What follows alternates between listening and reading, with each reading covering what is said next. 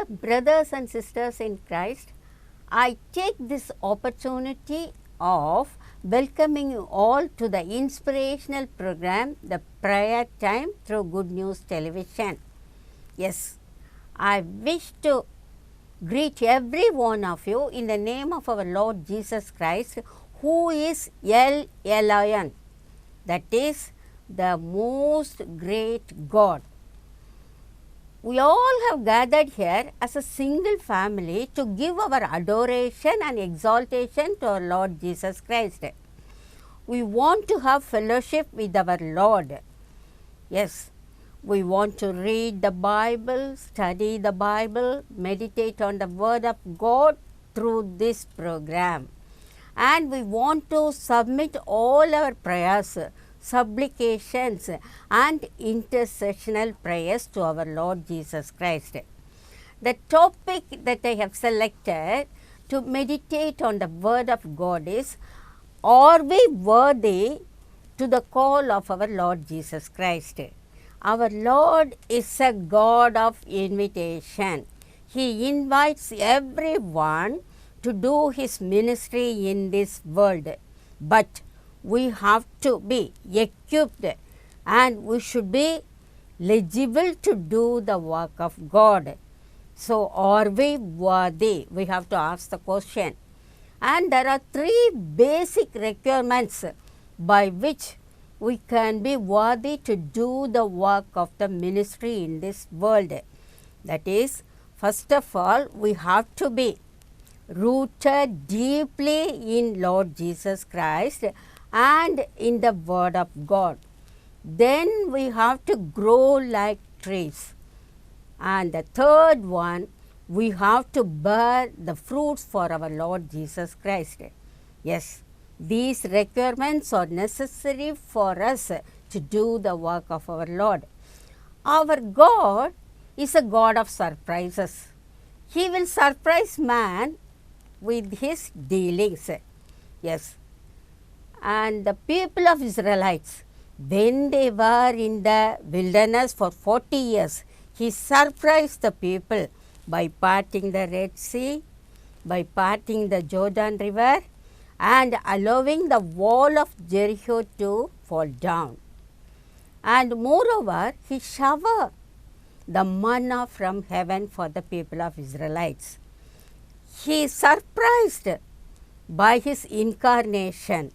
Yes, the shepherds, when they saw the angels in the sky singing praises of songs, they were surprised. And the wise men, when they saw the star in the sky, they were surprised. The whole world was surprised about the virgin birth of our Lord Jesus Christ. Our God surprised the disciples also.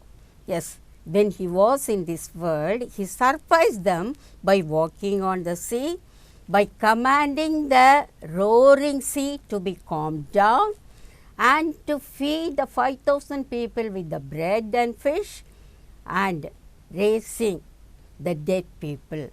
Even today, He surprised us in many ways in our practical life. Yes, one of the surprise that we get is His calling. Yes, we know our Lord will call us.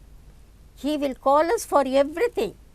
Now at present, the laborers are few, but the harvest is heavy. So He calls each one of us to do His work. And His calling is entirely different. His calling is amazing. When you see, when He called Moses from the burning bush. When He called Saul, He called him with a bright light on the way to Damascus. When He called Samuel, He called with a still, small voice. Even today, He is standing in front of us and He is calling us. And His calling will be specific.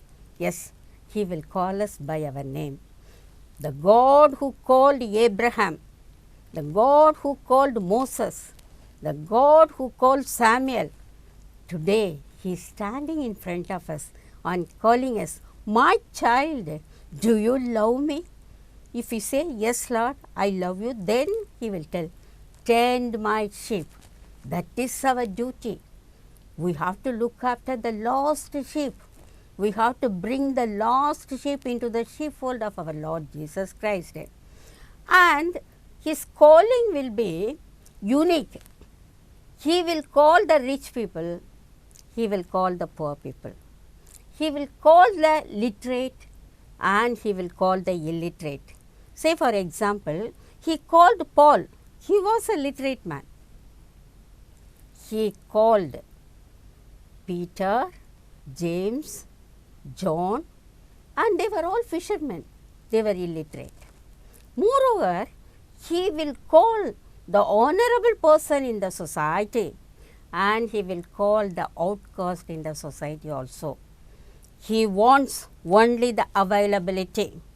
He doesn't want our talent, our capacities, and our abilities. He will call us, He will take us, He will mold us into an honorable vessel, He will fill us with the Holy Spirit, and then He will equip us. Yes, the best example I can give about Moses. God knew Moses should just lead 6 lakhs people in the wilderness. So He gave the training in the palace of Pharaoh. He was in the palace for 40 years, learning all sorts of knowledge, archery, astrology, maths, and all branches of science, philosophy, etc. He was a man of action and word. The same way, when our Lord calls us, definitely He will equip us. So boldly we can come into the fold of our Lord and doing our duty in the field of evangelism. As I told, the first requirement is we have to be rooted in Jesus Christ. Yes, let us see the verse. It is given in Ephesians 3:17. Those who are having the Bible, you take it. That Christ may dwell in your hearts through faith, that we being rooted and grounded in love. Yes, we have to be rooted in Christ. Let me quote one parallel verse regarding our root in our Lord. It is given in Jeremiah 17 chapter 7 to 8 verse. Blessed is the man who put trust in the Lord, who put confidence in the Lord, and he will be like a tree planted on the water and sends out the roots to the stream. Yes, we are trees. We are planted near the water. We should be rooted deeply to the stream. Here the stream is the living water. Jesus Christ will give the living water. Then we can be rooted strongly in our Lord. Yes, if I say that I am rooted in Jesus Christ, what is the criterion? Very simple. We have to put our trust in the Lord. Whenever we put the trust in the Lord, definitely we are rooted in Christ. Yes, Psalm 125:1 tells, those who trust in the Lord, they are like Mount Zion, which cannot be moved. Yes, even any trouble comes, any sorrows comes, any grief comes, when you pass through the valley of disease, when you pass through the valley of death, when you pass through the valley of tears, don't be shaken, because Jesus Christ is within us and we are in Jesus Christ. Let us say along with Job, as it is given in 13th, 15th verse, that is, though he slays me, I will put my trust in the Lord. We know the story of Job. Yes, he lost everything. He lost his property. He lost his relatives. He lost his health. He lost his relationship. Yet he told, I put my trust in the Lord. And in Psalm 27 tells, some trust in chariots, some trust in horses, but we have to trust in the name of the Lord. If I want to tell you in modern language, because there is no chariot or horses nowadays, we won't. Some trust in the property, some trust in the job, some trust in the bank balance, some trust in the education. But we believers, we have to trust in our Lord Jesus Christ's name. Yes, that is a saving name. That is the name above all names, and that is the powerful name. Do you have an attack of Satan? Do you have an attack of disease? Do you have an attack of a sorrowful condition? Don't bother. We have to drive everything by the name of Jesus Christ. So what we have to do, we have to pray in the name of Jesus Christ, in the mighty name of Jesus Christ, in the wonderful name of Jesus Christ, in the powerful name of Jesus Christ. We have to command the evil ones. Then they will all go off. Then we can be deeply rooted in Jesus Christ. C.D. Studd, he was a missionary in China, India and Africa. He was an Englishman. He had large fortune, but he gave everything for the mission work.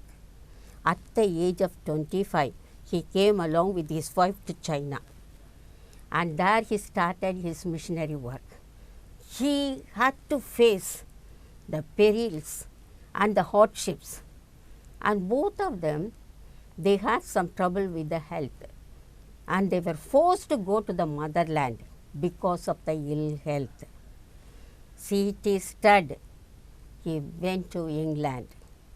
He had heart attack. At that time, he went to the church. In the church, the pastor gave an altar call.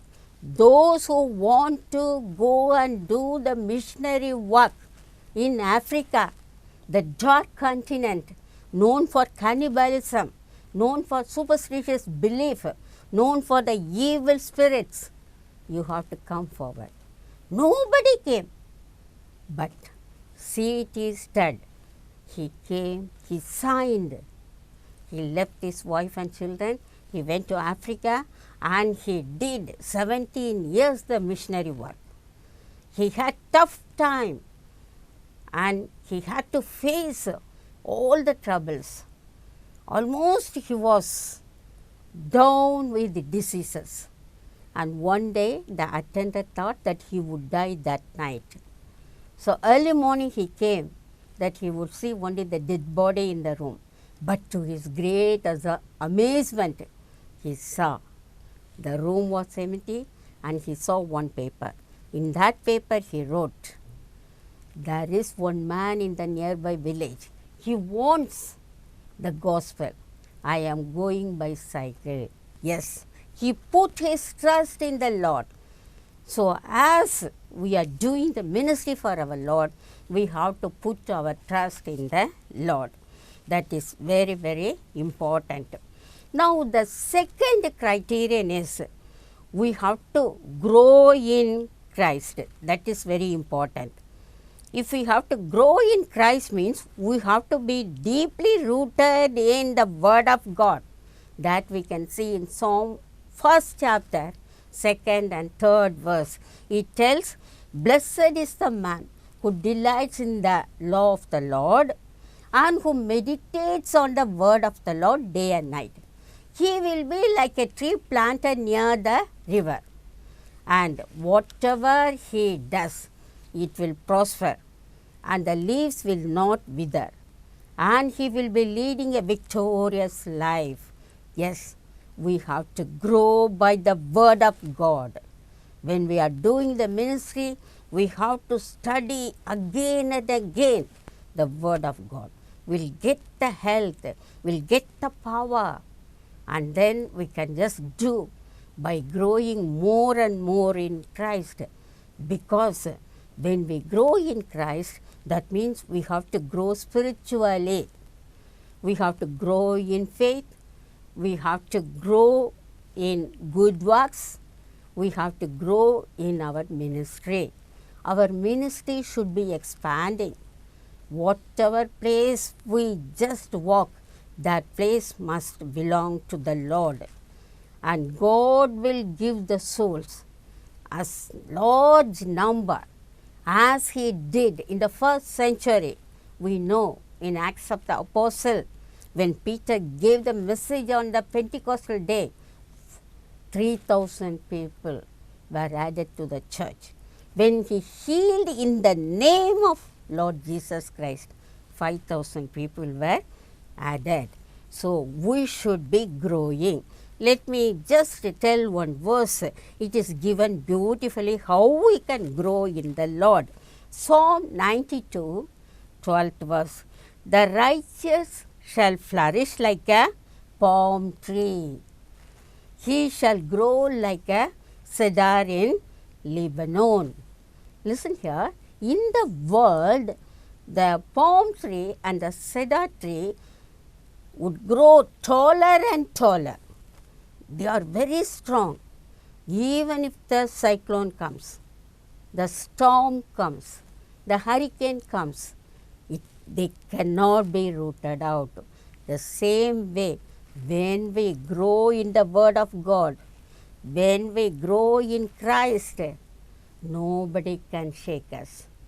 Any tear, any fear, or even the death, disease, nothing can shake us. We'll be strong in our ministry, and nobody can just make us to be ashamed of anything. All the time we will be victorious. If you read Thessalonians, you can just see how the people of Thessalonians, they grow spiritually in faith. Yes, we have to grow in faith. Our faith should be a mustard-like faith. Our faith should be a bigger one also, because the yield is bigger one. When we want to grow in Christ, we need three things. The first one is the bread of life. The second one is living water. The third one is the word. Yes, three things are needed for our spiritual growth. Jesus Christ is the bread of life. We have to take Jesus Christ. He must be in our life. Then we can grow. Then we have to get the living water, that is salvation. Of course, we are all saved by the blood of Jesus Christ. Finally, we have to take the Word of God. Yes, by the Word of God, we can grow more and more. The Bible tells clearly, suppose we are spiritual babies, we have to take the Word of God as milk. Suppose we are growing people, we have to take the Word of God as meat. But the Word of God is always sweeter to us. It will lead us, it will guide us, it will protect us, it will purify us. So, we have to grow spiritually only by the Word of God. We all know about Wright brothers. Yes, William and Orville. They are Wright brothers. They invented aeroplane in 1903. Their father was a pastor. One day, their father bought them a doll of helicopter, and they were so happy to make the helicopter fly in the air. And they wanted to know, the birds are flying in the air, can a man can fly in the air? They went to the dad and asked him, Dad, can man fly in the air? For that, he told, no, it is highly impossible, it is against the Bible. But God gave them wisdom because they accepted Jesus Christ as their Savior. And they followed only the Bible. They prayed to God, and with the help of the wisdom given by God, they invented aeroplane. It was a turning point in the history of mankind. the last point actually, we should give fruits. We should be fruity Christians. Yes, in John 15:5 we say, Jesus Christ is a true vine, we are the branches. We have to abide in Jesus Christ and Jesus Christ should abide in us. Then we bear many fruits. We bear much fruits. Yes, Jesus himself told in the same chapter, 7th verse, if you abide in me and if you abide in my word, whatever you ask, it will be given to you. So we have to bear the fruit. What is the fruit that we have to bear it? It is the fruit of the Spirit. It is given Galatians 5th chapter 22nd to 23rd verse. Love, joy, peace, kindness, gentleness, goodness, meekness, faithfulness and temperance. Suppose if anybody asks, are you bearing the fruit for your Lord? We have to tell, yes, I have the fruit of love. I love my God. I love my neighbor. I love my enemies. I have the fruit of joy. Always I will rejoice in the Lord. I have the fruit of peace because I am peaceful with my Redeemer, Savior, Jesus Christ. I am peaceful with all my neighbors and I have inner peace. And I have the fruit of kindness because I am the charitable person, just like Dorcas. You read Acts 9th chapter, in that Dorcas was known for her good works and charitable deeds. Like that we can go on tell every fruit in the fruit of the Spirit and we can tell that we are bearing the fruit for our Lord Jesus Christ. Yes, in that case, when we bear the fruit, we have to bear the fruit throughout the year. See, the biologists are telling there are some trees which bear the fruit once in 5 years. That is bitter nut. Are we bitter nut? No, never. And there are some plants, there are some trees called beech tree that will bear the fruit for 8 years. Are we the beech tree? No, never. We have to bear the fruit every day, every hour, every minute, every second. 24/7 we have to bear the fruit for our Lord Jesus Christ. And there is one tree called bamboo tree. Of course, we all will be knowing about the bamboo tree. It will give the fruit every 120 years. But we should not be like this. We have to be like apple tree. Yes, apple tree will give the fruit every year throughout the year. So, like that, when people see the good works in us, they will glorify the God, telling truly they are fruity Christians. Yes, we have to be fruity Christians. We have to be star quality Christians. We have to be salty Christians. And then our Lord will be pleased with our work. Now, when the Lord calls you, what you have to tell? Yes, Lord, I am coming. Just like Isaiah, we have to tell. We should not give any lame excuses like Moses. But finally, Moses consented with the ministry of the Lord. So, till our death, we have to do the ministry for the Lord. We have to just be the winner of the souls. The more and more we have to get the souls for our Lord Jesus Christ. So, you just keep it in your mind. We should be deep rooted in Jesus Christ. We should be deep rooted in the Word of God. We should grow like trees like cedar tree and palm tree. We have to bear the fruits. Now, shall we pray?